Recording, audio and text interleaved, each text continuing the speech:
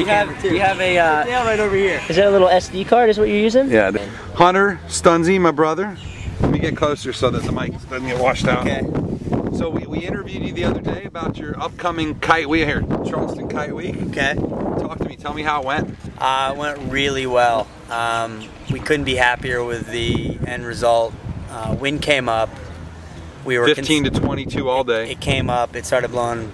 You know, it was gusting to 20 by the end of the day. It was perfect. We ran the heats really well. Everybody cooperated. Start sequences worked perfectly. The course was a challenge. It was well set.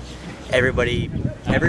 No one here had raced before today, and everybody just had an awesome time. Really. That's amazing. I mean, they just fell right into it. Everybody fell right into it, and you know, I mean, kiteboarding, you can go out and you can mow the lawn all day and go out and do tricks with your buddies, but not many people have raced, and everybody here, you can feel the energy. They're all charged up now. Everybody's charged up, and everyone's just, you know, it's just everybody's feeling great about the day. I mean, it's a nice accomplishment. So explain the Stunzi start.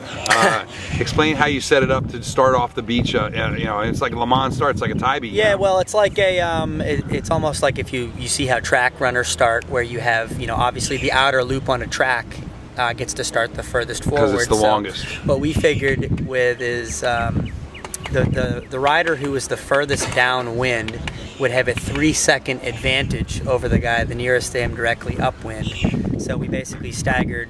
We had 5 people starting at a time, so the furthest downwind would start basically at 0.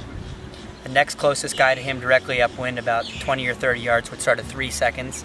Then the guy up just to weather of him would start at 6 seconds. And you him at 9. And you actually went along with a horn and walked up the beach. I would walk up by each rider and point to them and say go while I was watching a timer. So I was able to basically stagger everybody. Do you think these guys? I mean, do these guys? Do you feel like it was fair? Yeah, everybody that I've talked to that advanced throughout the rounds, everybody thought it was great. It was fair. It was.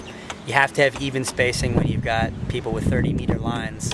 And the end result proved that the best guys won at the end. Everyone that ended up getting into the finals were the best racers. All right, so a successful first Charleston Kite Week, brother, and everyone's. I was walking by, everyone's congratulating you and thanking you, and it's got to feel good to do something new, it's totally awesome. new. You know, I'm glad that myself and Trey, we were the impetus for it. We said, let's do this. Let's try to make this happen. And now that everybody's had the experience, next year it'll be even bigger and better, and we want more riders to come from all over the place. So we want to have 100 people next year. Well, I can promise you, you know, save a little bit in the budget for some equipment, and we'll do live coverage of the whole thing, and see if we can get, you know, another few hundred the next year. Right? I hope so. I mean, kiteboard racing's the future of sailing sports. It's faster than any other sail sport.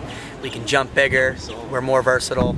And it's very tactical as well. What do you think about the Olympics, bro? I mean, I'm sure you've seen the decision. 2016 Rio, we'll see if it ends up happening. It's put in there with the boards. It was selected out of Moscow. It was put on the slate, so we'll see at the end of 2012 when they go to elect the equipment if kiting's in there. But I'm telling you, this is the future of sailing sports. Dude, I love to hear it. Dude. You're obviously passionate. Let me ask you this: Is Hunter Stunzi a potential U.S. sailing team candidate if it does go boards? I've always wanted to be in the Olympics. It's something I've wanted to do for a long time. There are some guys that are way ahead of me though, with the racing, and I'm just happy to be a part of it. Yeah, I mean, hey, what is it? It's 2011 yeah, now. Got a little time. so we got 4 years, at least 5 years for the next selection, and you know, I'd just be happy to be out there racing, having a good time. So future medalist, Hunter Stunzi.